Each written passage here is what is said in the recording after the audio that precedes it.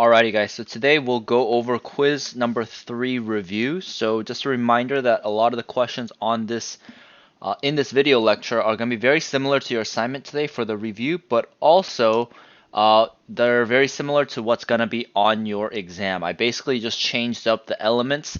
That way it's the same principle, same concepts, but you're just going to be doing basically the same problem. So let's jump right into the example. So first question is asking us, what is lithium's MCI? Okay, so for lithium's MCI, lithium is right here on the far left on the periodic table. Okay, so regular lithium, so I'm going to just write regular lithium. If we drew a picture of it, we know that since it's on the second row, we know that it has 2 shells. Okay, and since the number above it is 3, we can actually answer this first part right here. It's going to have 3 protons because even though it's an ion, since it's still lithium, it's still going to have 3 protons. And we know that lithium has 3 electrons when it's neutral. Okay, so in order to figure out what the MCI is, we basically need to figure out, is it going to gain or lose? Okay, so if we look at the second shell, since there are 8 boxes on the second row, we know it can hold a maximum of 8. But since there's 1 electron, the only way to fill that up is by gaining 7. Or what we can do, and this is going to be the correct answer, what we're going to do is we're going to get rid of one of the electrons. So what we can do is we can get rid of the electron on the outside shell, and when we get rid of an electron, we can lose 1. If we get rid of 1, it's a lot easier than gaining 7. So if we lose 1, we lose something negative, so lithium becomes positive. So lithium's MCI is Li+. And if we notice the picture, we can see that it has only 1 shell because we lost an electron. The valence electrons are the electrons in the outside shell. There's 2. So there's going to be 2 valence electrons. And then for the Lewis structure, we have it right here. We have Li+, and we have 2 valence electrons. Another way that you guys can think about this is by using the pattern that we talked about. So the pattern is everything in this column is going to be +1 for the MCI, +2. The ones in the middle we're going to skip for the MCIs. Here it's +3. This column right here with carbon is no MCI. The next one is -3, -2. Oops, let me get that out of the way.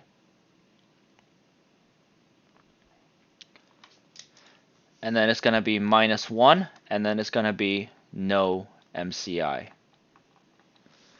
Okay, so that's another way you guys can figure out the MCI. Since lithium is right here in the column that's +1, we automatically know that lithium is going to be +1. Okay, but to draw the Lewis structure, you're going to need to know how the electrons gain or the electrons are gained or lost. So it is still helpful to know this method. Okay. All right, moving on. Let's talk about silicon. Silicon's MCI. So we can do this method here, but just to make it faster, we notice silicon is in this column right here, the column with no MCI. So we know that silicon is going to have no MCI because it's in the column with no MCI. So silicon is going to have no MCI. Alright, so on the quiz and your assignment, if the atom has no MCI, or the element has no MCI, and you have these questions right here, just answer it for the regular element. So silicon, for the protons, the number on top is 14, so we're going to write 14. It's on the third row, so it's going to have 3 shells. For the valence electrons, we count the boxes in that row. So there's 1, 2, 3. Silicon is box number 4, so it'll have 4 valence electrons. And for the Lewis structure, we just need to write Si, and then we just draw 1, 2, 3, 4, since there are 4 valence electrons. Okay, so if you have some examples with no MCI, just fill out the problem for the neutral element. Don't just skip everything. Alright, so that's going to be it for MCI stuff. The next thing we're going to look at is electronegativity. So what we're going to be doing first is we're going to be organizing elements from least to most electronegative. Just a refresher, electronegativity is how tight an atom holds its electrons. Okay, so more electronegative is more tight, less electronegative is less tight. Okay, so just make sure you write that down for your notes if you guys don't know that already. So more electronegative is tighter, and less electronegative is going to be looser. Okay, so let's look at these elements and let's just put them in order from least to greatest electronegativity. So we have Sb, we have Te, we have I, we have Pb, and we have Bi. Now the pattern for electronegativity is as you go up and as you go to the right, things get more electronegative. Okay, so let's just use this pattern first. So the least electronegative one is going to be whatever's on the bottom left, right? Because it's the furthest from the top right. So it looks like Pb, lead, is on the bottom left. So Pb is going to be the least electronegative. Next we have Bi, so Bi is going to be the next least electronegative. And then we just kind of go with the pattern. We go up. Next we have Sb. After that we have Te. And lastly we have I. Okay, and all we did was use the pattern of going up and going right on the periodic table. Okay, for the more difficult problems that you guys might see on your assignment, just remember the first thing you look at are the shells. After that, you look at the protons. Okay, so if you notice Pb and Bi, the least electronegative, they were on the, what row is that? 1, 2, 3, 4, 5, 6. Sixth row. So Pb and Bi both had 6 shells, whereas these guys right here had 5 shells. Okay, 6 shells means that the electrons are further away from the nucleus compared to 5. So since it's further away, the element can't really hold the electron very well. So that makes it less electronegative. Okay, for the other thing you need to look at for the protons, what we need to look at is the less protons there are, the less electronegative they are. And the reason why is because the magnet in the middle, the nucleus, is weaker the fewer protons there are, right? Because if there's less positive energy in the middle, it's going to be harder for it to hold the electron. So if you notice, Sb has 51 protons, Te has 52 protons, and I has 53 protons, and so that's going to be the order. Less electronegative, the fewer protons there are, and more electronegative, the more protons there are. So first you look at shells, then you look at protons, but another way you can do it is just by using the pattern of going up and to the right. Alright, that's the only example we're going to go for electronegativity. Lastly, we're going to be talking about atomic size. So the first type of problem you're going to see on your quiz is a quick explanation where you are given 2 atoms and you figure out which one is bigger, and you have to answer why and explain it in a complete sentence. So here we have Y and Y3 plus. Okay, so the first thing we always want to look at when we have these problems with atomic size is first we want to look at the shells, and then we want to look at the protons, and then we want to look at the electrons. Okay, so we're going to make a little table just so we can organize the information and look at it very easily. So Y and Y3 plus. So Y is right here on the periodic table. Okay, and let's take a look at the shells first. So for the shells, Y is going to be on the fifth row, fifth shell. Okay, for the number of protons, it has 39 because that's the number on the top. And since Y here is neutral, it's going to have the same number of electrons, 39. Now for Y3 plus, it's kind of hard to figure out the shell. Some of you guys might be able to figure it out, but for now we'll just skip the shells. But since it's 3 plus, we can actually figure out a decent amount of information about this element. Okay, for the protons, it's still Y, so that doesn't really change the number of protons. Y always has 39. But for the electrons, we see that the charge is plus 3, right? And we know that the charge is equal to protons minus electrons. So what that means is this element, since it's positive 3, it has 3 less electrons than the neutral one. It lost 3. That means 39 minus 3, Y3 plus has 36. Now if we just look at the electrons, okay, we know that electrons, they repel each other, right? They push each other away. Negative charges do not like each other. They push each other away when there's two negatives. Okay, so the more electrons there are, the more electrons are getting pushed away from one another. That means if there's more electrons, they're pushing each other away more, and if you push things away more, the atom is going to get bigger. So this is a key thing to remember. The more electrons there are, the bigger the atom is going to be. The one that has more electrons is Y, so Y is bigger.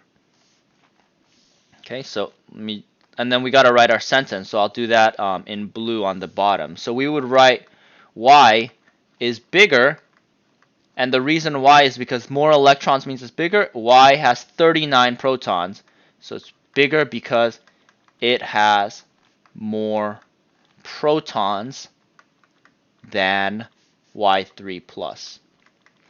Okay, so that would be our complete sentence, and that would be a really good explanation for why Y is bigger.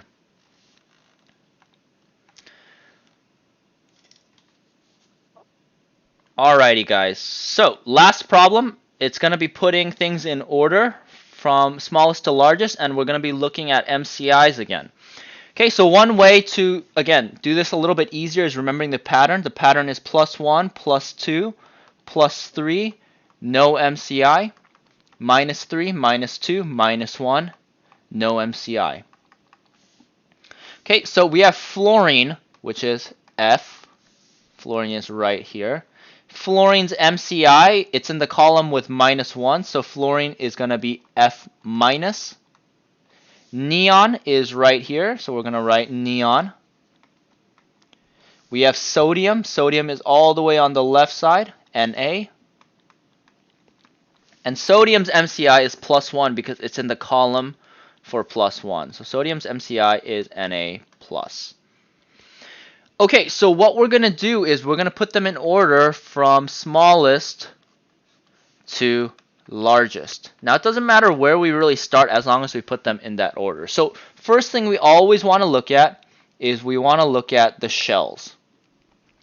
Okay, so let's start with fluorine. Fluorine is in the second row, so it's going to have 2 shells. For F minus, we'll figure that out in a second. Neon is also in the second row, so it has 2 shells. And Na is in the third row, so it's going to have 3 shells.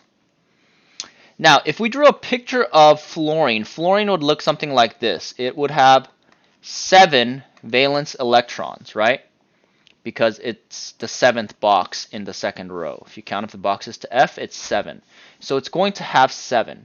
So F minus, in order to make F minus, it became negative. If it becomes more negative, it gained an electron. So that means F minus would look like this. So this tells us that F minus did not lose a shell, right? It still has 2 shells. The only thing was it got more electrons and it filled up that shell. Okay, but for Na, if we drew a picture of Na is right here and it has 1 valence electron because it's the first box. In order for Na to become Na plus, it has to lose an electron. And the reason why, how we know that is because it's positive. Positive means it got less negative. It lost something negative. It lost an electron. So if we get rid of this electron right here, that means that shell disappears. So if we lose a shell, that means that Na plus has 1 fewer shell than Na. So it's going to have 2 shells. And the Lewis structure would look like this. And so by looking at the charges, we can tell if it gained or lost a shell.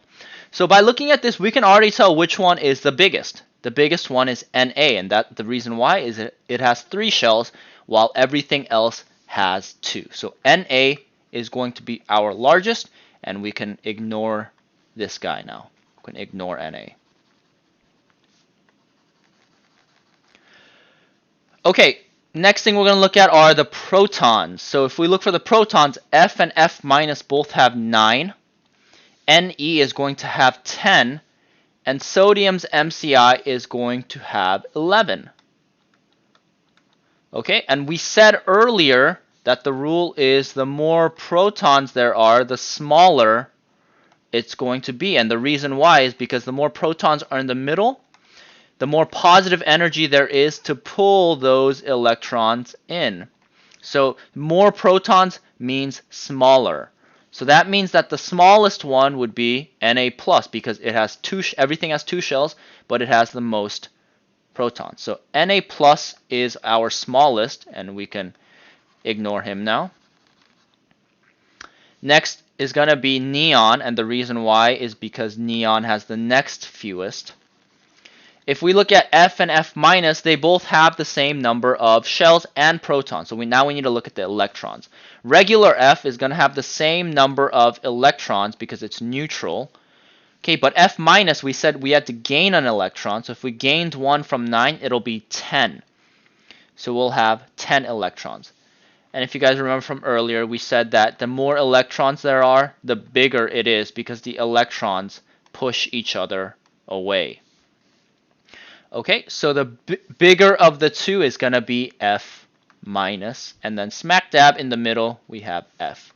And this will be our final answer. Alrighty guys, so hopefully that was helpful. That covered all the types of questions that will be on your quiz. I'm on the Zoom call right now, so let me know if you guys have any questions. But good luck studying for the quiz, doing your assignment, and on the quiz as well. We'll see you guys next time.